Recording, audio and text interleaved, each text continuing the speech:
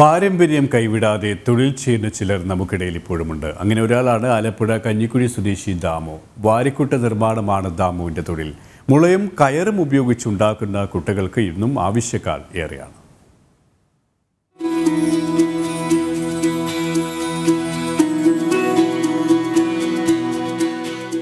ഒരു കാലത്ത് എല്ലാ വീടുകളിലും ഒഴിച്ചുകൂടാനാവാത്തതായിരുന്നു ഈ വാരിക്കുട്ടകൾ.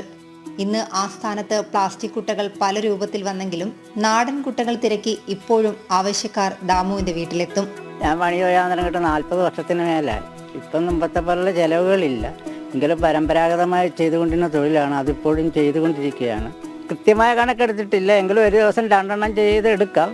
എൻ്റെ മറ്റ് ചെലവുകൾ കഴിച്ച് ബാക്കി കൂലിയായിട്ട് കിട്ടും. നമ്മൾ കൃത്യമായ കണക്ക് എടുത്തിട്ടില്ല. മുമ്പ് 5-6 പാർട്ടി ഉണ്ടായിരുന്നു. ഇപ്പം ഞാൻ മാത്രമേ ഈ പണി ചെയ്യുന്നുള്ളൂ. ഇപ്പം 400 രൂപയ്ക്കാണ് കൊടുക്കുന്നത്. ഒരു ദിവസം 2 കുട്ടകൾ വരെ നിർമ്മിക്കും. ഒരെണ്ണത്തിന് 450 രൂപയോളം വിലയുണ്ട്. മുള വിലയ്ക്ക് വാങ്ങി വെട്ടിച്ചീകി ഉണക്കിയാണ് കുട്ട കെട്ടുക. കയറുപയോഗിച്ച് കുട്ട വരിഞ്ഞെടുക്കും. ജോയിന്റുകളിൽ കെട്ടുകമ്പിയും ഉപയോഗിക്കും.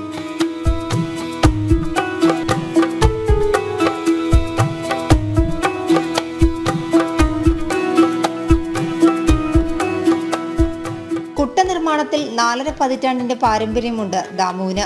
പുതിയ തൊഴിലുകൾ തേടുന്ന പുതുതലമുറ ഇത്തരം പാരമ്പര്യ ജോലികൾ അവഗണിക്കുകയാണെന്നും ദാമു പറയുന്നു.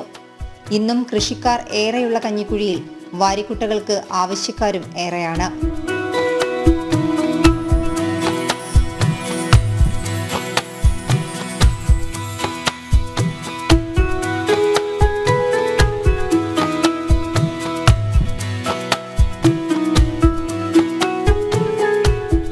ജനം, ആലപ്പുഴ.